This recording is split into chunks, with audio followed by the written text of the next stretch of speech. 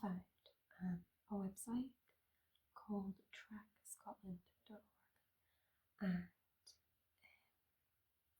it has amazing stories on it that have been collected by several people. One of them is Tom Muir from Orkney, and he translated and collected so many stories.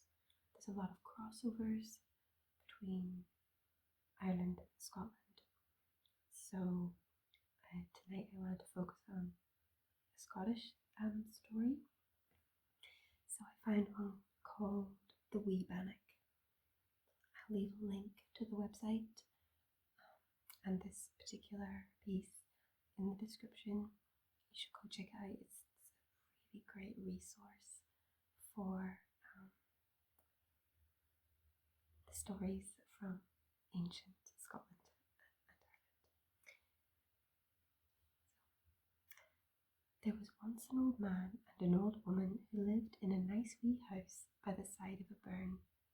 They didn't have very much, but they had 2 cows that gave them milk, 5 hens who gave them lovely brown eggs to eat, a cock who crowed in the morning and told them when it was time to get up, a cat who kept the house free from mice, and 2 kittens who played rough and tumble by the side of the fire. The old man looked after the cows and the hens and grew vegetables in the garden, while his wife cooked, cleaned, and spun wool on a spindle and distaff. One day after their morning porridge, the old woman thought that she'd like a nice wee oatmeal bannock for their supper. So she took down her mixing bowl and she made 2 fine wee bannocks and she set them over the fire to cook. When they were ready and lying toasting by the fireside, the old man came in and sniffed the air. Bannocks, he said. They smell grand. He picked up one of the bannocks and snapped it in 2 and started to eat it. The other wee bannock sat up, rubbed its eyes in horror as it saw its friend being eaten, and then it jumped down onto the floor and ran out of the house as fast as its wee bannock legs would carry it. The old woman ran after it, still carrying the spindle and distaff in her hand, but she was an old woman, and it was a very young bannock, and it soon disappeared out of sight. It ran until it saw a fine house with a thatched roof, and it ran through the door and headed for the fireplace. In the room were 3 tailors, who were sitting cross-legged on a big table, but as soon as they saw the wee bannock, they gave a scream of terror and ran and hid behind the tailor's wife, like chicks behind a mother hen. "Och, you bunch of scaredy cats," said the tailor's wife. "It's only a wee bannock come to warm its wee nose by our fireside. Quick, catch it, and we can have it alongside with a glass of milk." The tailor and his 2 apprentices tried to catch the wee bannock, but it was too fast for them. The tailor threw an iron at it, while his wife, who had been carding flax, threw her cards at it, but they both missed.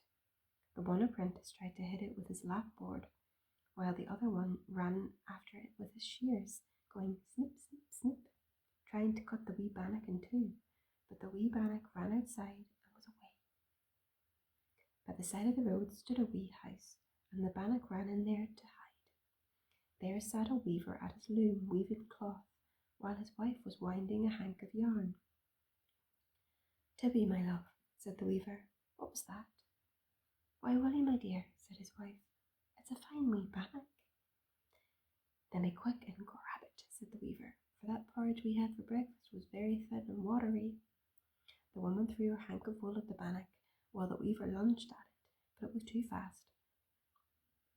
It was out the door and over the hill like a freshly tarred sheep. It ran into another house where a woman was standing churning cream into butter. She smiled when she saw it enter and said, "Come away in, wee bannock. I have some cream left over and you'll be very tasty mixed with that." She chased the wee bannock around and around the churn until she nearly knocked the churn over, and only just managed to steady it to stop it from falling. By the time she had saved the churn, she was able to see its wee bannock backside disappearing through the door. Down the hillside the wee bannock ran until it saw a mill and ran inside.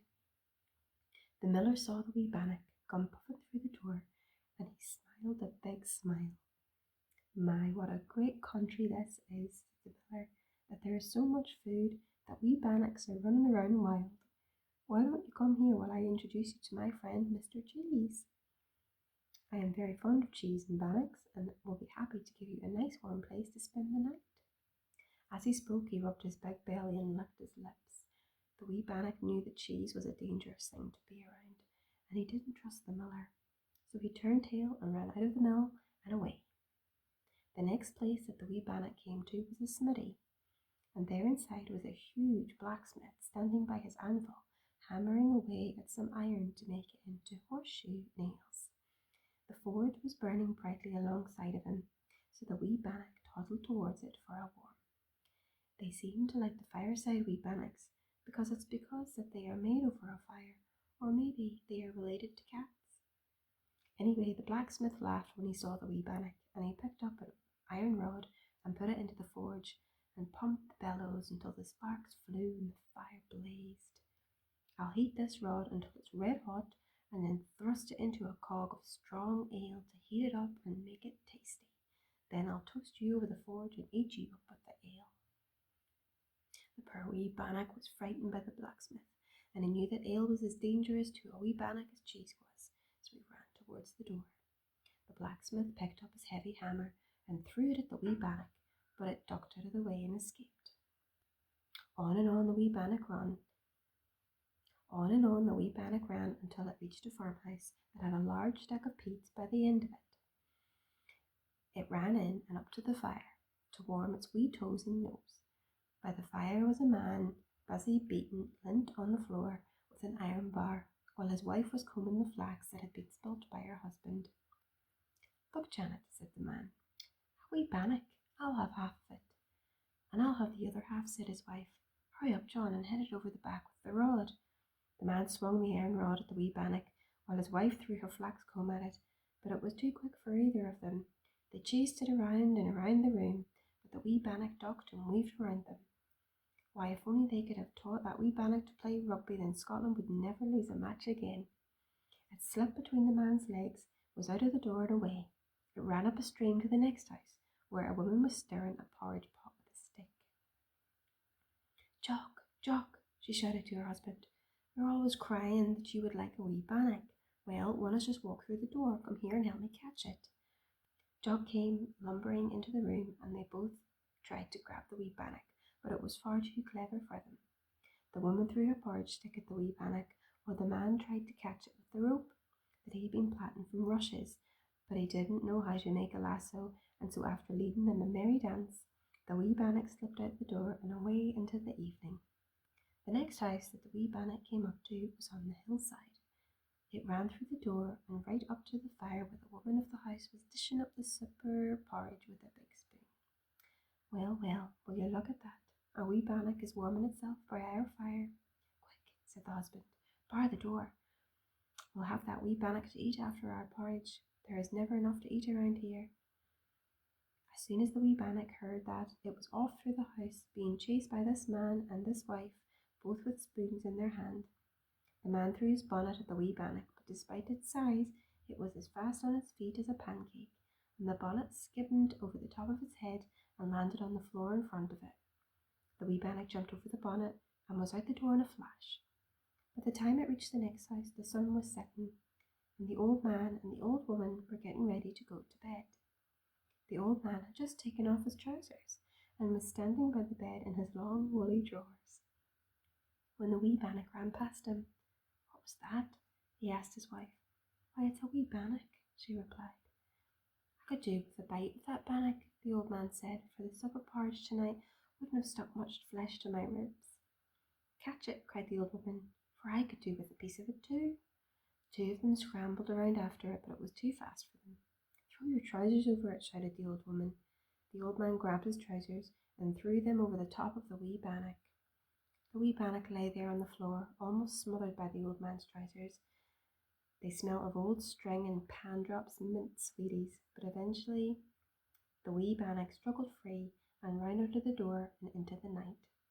The old man ran after it too, But after a while he gave up and had the embarrassment of walking home wearing just his long woolly drawers and matching woolly sinnet. By this time it was getting dark, and the wee bannock thought that it would have to find a safe place to sleep for the night. There was a big clump of whin bushes up ahead, so the wee bannock slipped into them to find a spot to rest. There, under the whin bushes, was a big hole, so the wee bannock went inside to see what was there. Mr. Fox sat and watched the wee bannock as it walked towards him, for this was the fox's home. He hadn't eaten for 2 days and he was very hungry. He smiled a big toothy smile and said, "Welcome, welcome." And then with one snap of his sharp teeth he bit the wee bannock in two, and that was the end of the wee bannock. The poor bannock. I hope you enjoyed that. Please check the link below to read this for yourself and other stories from this book.